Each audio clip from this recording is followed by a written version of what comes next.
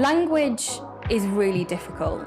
Many people will try and not be part of conversations because they feel uncomfortable that they're going to get something wrong. You know, I've been sort of leading our DEI efforts and strategy for almost 2 years now, and it's always been something that's been quite close to my heart, but I worry every single conversation I go into that I'm going to get something wrong. The key things that I would say is never shy away from a conversation. You can always kind of check in with the people that maybe you're talking to. I feel like I want to say this, but is this quite correct? One thing that we have to understand is phraseology and terminology isn't just suddenly accepted by a group of people. For example, in 2020, the big thing was that we had to refer to people as BAME, something that I was always really uncomfortable with because I don't think you should just be grouping people together. It's similar when we think about LGBTQ+. You know, should we really be grouping all these people together? And everyone has their own personal opinion.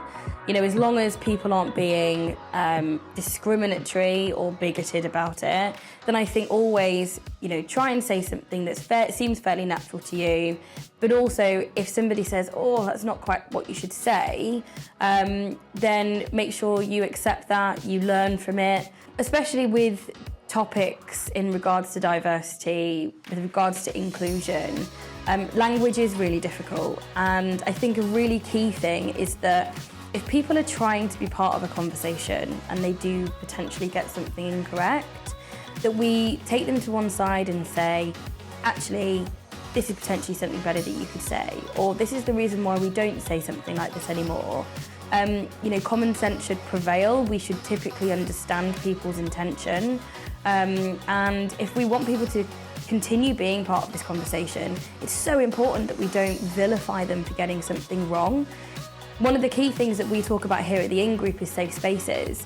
And safe space is twofold. It's about people from potentially different groups being able to share their experiences really honestly and really vulnerably. But then on the flip side, it's about allowing people to come and say, I've got a question and I feel like I might say something wrong, but can I have a conversation with you about this? I really want to learn more about XYZ. You know, the internet is a minefield, and it's really difficult to understand where to start if you're looking to learn.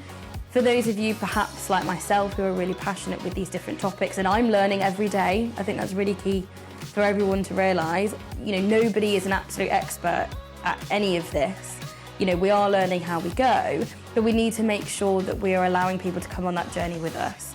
We talk about having the bus stop, so we're on this journey, and I might be at bus stop 6, but if people are at bus stop 1, I need to make sure that I'm bringing them with me and not leaving them behind.